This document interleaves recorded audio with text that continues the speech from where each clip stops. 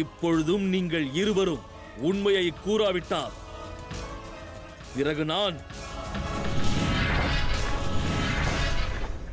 உங்கள் மூவரையும் வதம் செய்து விடுவேன்.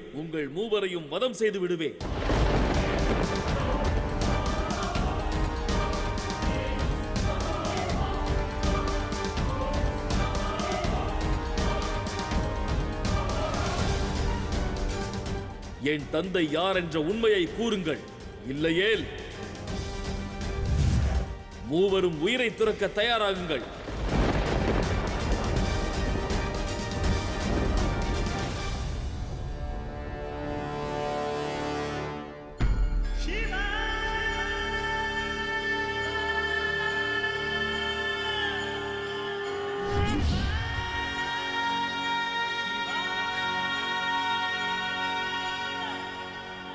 பிரபஞ்சத்தில் உள்ள அனைவரின் பார்வையை பறித்ததால் என்னவோ அந்தகாசுரன் தொலைநோக்கு பார்வையை இழந்தான் என்று தோன்றுகிறது.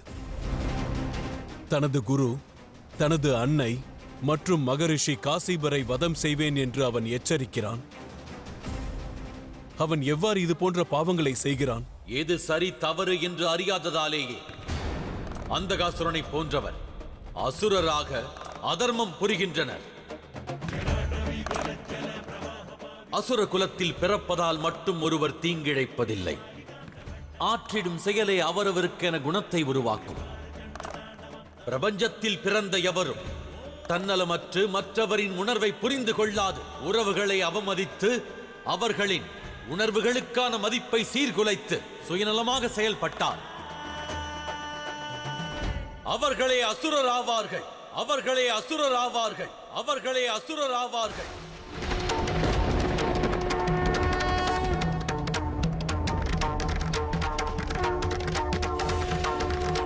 மகாதேவா, அவ்வாறெனில் அந்தகாசுரன் அவர்கள் மூவரையும் வதம் செய்து விடுவானா? கூறியதை நிறைவேற்றுவானா? அந்த சந்தேகம்தான் எனக்கும் உள்ளது. ஆனால் ஒரு விஷயம் ஊர்ஜிதமானது. அந்தகாசுரனின் முடிவு விரைவில் நேரும். விரைவில் நேரும். விரைவில் நேரும்.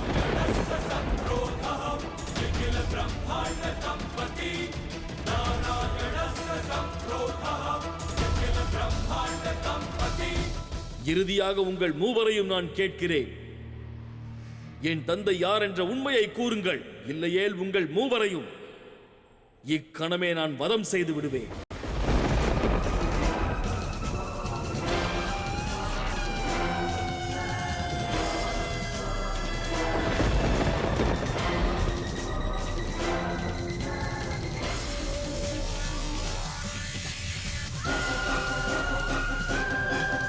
புரிந்துவிட்டது.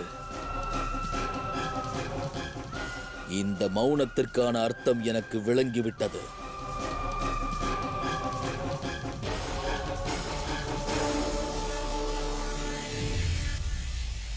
உங்களிடம் இருந்து இந்த சம்ஹாரத்தை துவங்குகிறேன். ஏனென்றால் என்னை வையகத்திற்கு கொண்டு வந்தது தாங்கள்தான். என் தந்தையை என்னிடம் இருந்து மறைத்ததும் தாங்கள்தான். தாங்கள் காரணம் எதுவாக இருப்பினும் தண்டனை அதற்கு நிச்சயம் உண்டு.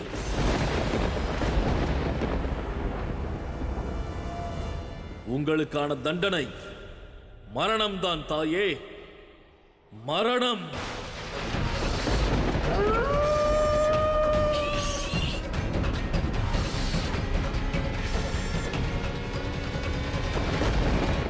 நிறுத்து அந்தகாசுரா!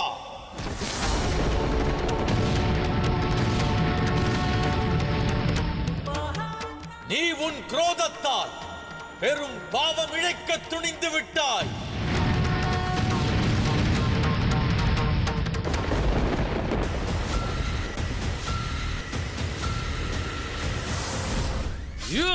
திதி, அசுரமாதா!